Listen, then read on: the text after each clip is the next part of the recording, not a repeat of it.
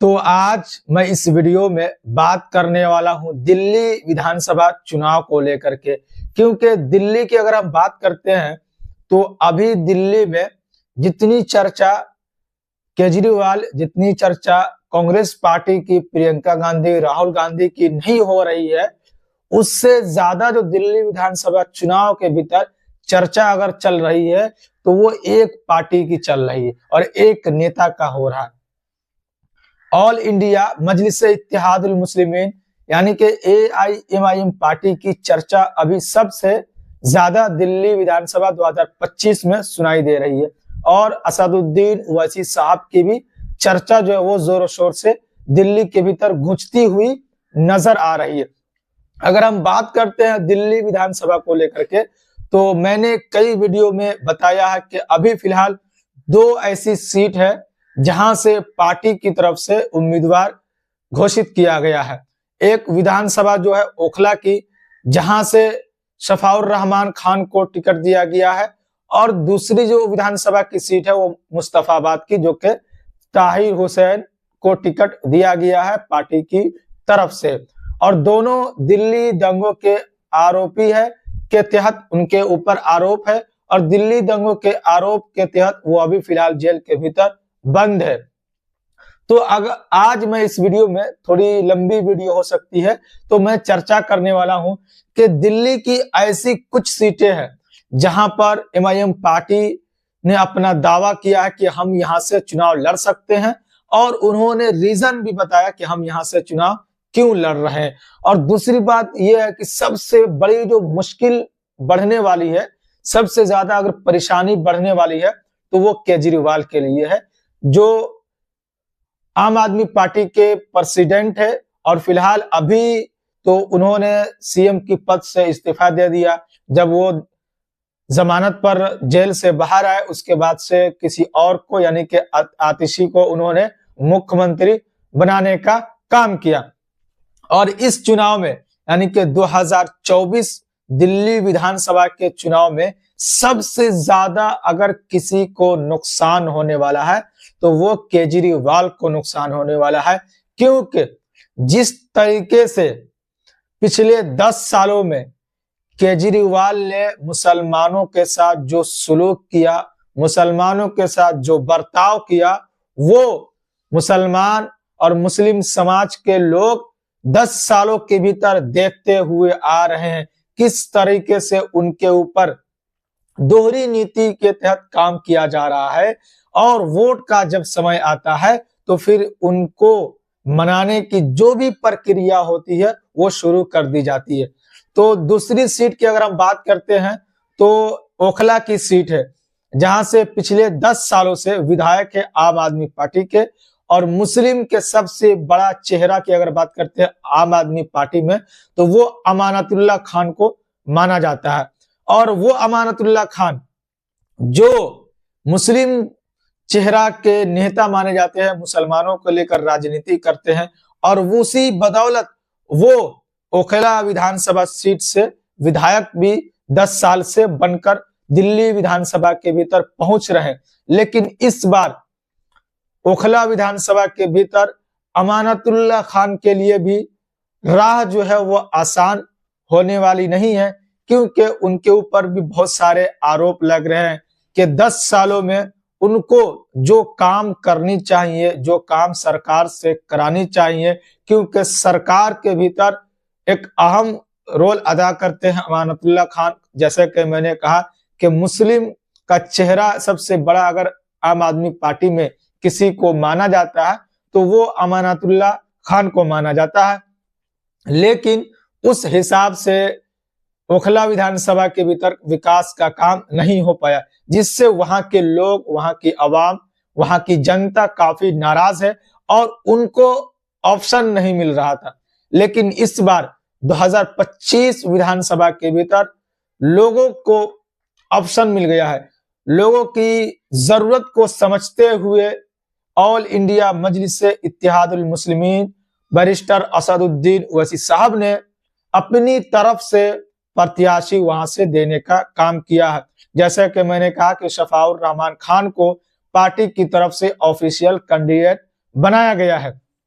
अब मुश्किलें एक तरीके से आम आदमी पार्टी की भी दिल्ली में बढ़ने वाली है। क्यों? इसलिए कि 10 से 12 सीटों पर लगभग ऐसा अनुमान लगाया जा रहा है कि ऑल इंडिया मजलिस से इत्तेहादुल मुस्लिमीन चुनाव लड़ सकती है। अगर 10 सीटों पर चुनाव लड़ती है पार्टी, तो कहीं ना कहीं ये जो काम जो खराब होगा वो आम आदमी पार्टी का काम खराब होगा, क्योंकि पिछले 10 सालों में आम आदमी पार्टी की सरकार है और मुसलमान भी आम आदमी पार्टी को ही वोट करते हुए दिल्ली के भीतर 10 सालों में नजर आ रहे।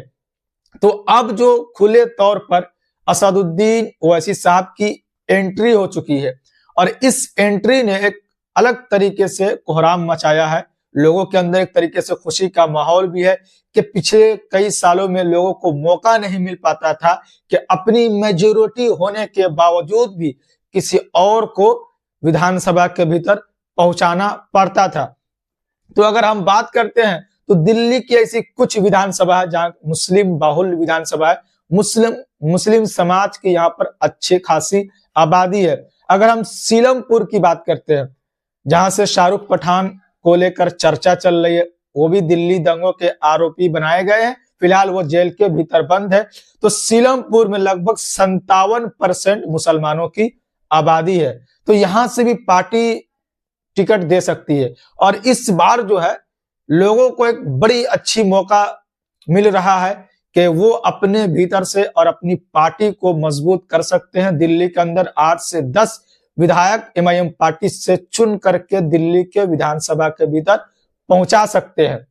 अगर आपकी पार्टी से, आपके भीतर से विधायक होंगे विधानसभा के भीतर, तो किसी भी मसले को लेकर के वो खुल करके बात करते हुए विधानसभा के भीतर नजर आएंगे, न कि किसी के दबाव में वो काम करते हुए नजर आएंगे। इसी तरीके से जैसे कि मैंने कहा कि ओखला की बात करते हैं तो यहाँ पर लगभग 52% यानी 52% यहाँ पर मुसलमानों की आबादी है। और इसी तरीके से बाबरपुर विधानसभा की बात करते तो यहाँ पर 41% मुसलमानों की आबादी है। और अगर हम बात करते हैं मुस्तफाबाद की, जहां से एमआईएम पार्टी ने टिकट दिया है ताहिर हुसैन को, यहाँ पर लगभग 40% मुसलमानों की आबादी है। और चांदनी चौक की अगर बात करते हैं, यहां से भी लेकर चर्चा चल रही है कि पार्टी यहां से टिकट दे सकती है। लगभग 30% चांदनी चौक विधानसभा के भीतर मुसलमानों की आबादी है। अगर वही हम बात करते हैं सीमापुरी की, तो यहाँ पर लगभग 23% मुसलमानों की आबादी है। तो एक तरीके से बात कर सकते हैं कि 20% से ऊपर यानी 50-60% जहां विधानसभा में मुसलमानों की आबादी है, वहां से एमआईएम पार्टी किस्मत आजमा सकती है। और इस बार मुसलमानों को भी एक अच्छा मौका मिल रहा है कि आप अपने भीतर से, आप अपनी ताकत को दिखाते हुए अपने भीतर से आप विधानसभा के भीतर किसी को चुनकर भेज सकते हैं। न कि आपको केजरीवाल के विधायक को चुनने की जरूरत है, न कि कांग्रेस के विधायक को चुनने की जरूरत है। आप खुद की पार्टी, बैरिस्टर असदुद्दीन ओवैसी साहब की पार्टी, ऑल इंडिया मजलिस से इत्तेहादुल मुस्लिमीन एआईएमआईएम पार्टी के विधायक को चुन करके दिल्ली के विधानसभा के भीतर पहुंचाने की जरूरत है। जिस तरीके से आप दिल्ली के पार्लियामेंट के भीतर देखते हैं और सारे लोगों की निगाहें बैरिस्टर असदुद्दीन ओवैसी साहब के ऊपर टिकी होती है, जब भी कोई मसला होता है, जब भी कोई बात होती है, चाहे संसद का सत्र चलता है, तो सारे मसले मसाइल उठाते हुए बैरिस्टर असदुद्दीन ओवैसी साहब संसद के भीतर नजर आते हैं। इसी तरीके से दिल्ली वालों के लिए एक अच्छी खबर है कि पार्टी यहां से चुनाव लड़ रही है। आप देखना चाहते हैं कि हमारे विधानसभा से ऐसे कोई उम्मीदवार जीत करके विधानसभा के भीतर पहुंचे जो हमारे लिए हमेशा हमारे बीच नजर आए, काम कराते हुए नजर आए। जो मॉडल हैदराबाद को पेश किया जाता है, हैदराबाद के भीतर जितने भी पार्टी के विधायक है, वो मॉडल जो है पूरे देश में पेश किया जाता है। किस तरीके से खुद बैरिस्टर असदुद्दीन ओवैसी साहब तरक्की करते हुए नजर आते हैं हैदराबाद के भीतर, उनके विधायक अलग अलग विधानसभा के भीतर काम कराते हुए नजर आते हैं, एक्टिव नजर आते हैं, हमेशा वो अपने विधानसभा के भीतर नजर आते हैं।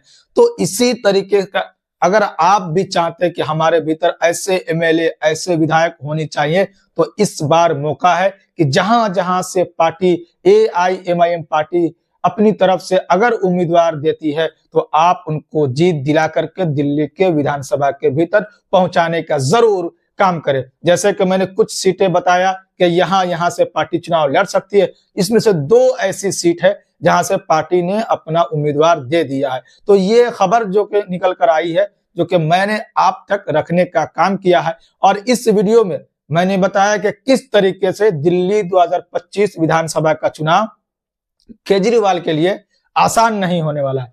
क्यों? पिछले 2 टर्म में केजरीवाल ने बड़ी आसानी के साथ एक तरीके से स्वीप करता हुआ नजर आया, एक तरीके से फुल मेजोरिटी के साथ उन्होंने सरकार बनाया। लेकिन इस बार जिस तरीके से मुसलमानों को 10 सालों में प्रताड़ित एक तरीके से बोल सकते हैं कि केजरीवाल की तरफ से किया गया, अलग दोहरी नीति से उनको देखने का काम किया गया। उनके मोहल्ले में अगर जाते हैं, मुसलमानों के इलाके में जाते हैं, तो वहां पर कोई तरक्की वाला काम आपको नजर नहीं आएगा, कोई आपको डेवलपमेंट वाला काम नजर नहीं आएगा, कोई आपको विकास वाला काम वहां पर नजर नहीं आएगा। तो ये जो भेदभाव मुसलमानों से किया जा रहा है, और केजरीवाल जो मुसलमानों से भेदभाव करते हुए नजर आ रहा है दिल्ली के भीतर, तो वो भेदभाव अब आपको मौका है कि इसको खत्म कीजिए। और जो एमआईएम पार्टी की तरफ से उम्मीदवार है, चाहे वो चांदनी चौक से, चाहे वो ओखला से, चाहे वो मुस्तफाबाद से, सीलमपुर से, जहां से भी पार्टी उम्मीदवार देती है, उनके हाथों को आप मजबूत करें, तभी आप अपने विधानसभा को एक तरक्की करता हुआ कुछ सालों में देख सकते हैं। तो जो भी आगे खबर निकल कर आएगी दिल्ली विधानसभा चुनाव को लेकर के, वो फिर से मैं आप तक किसी और वीडियो के माध्यम से रखने का कोशिश करूंगा।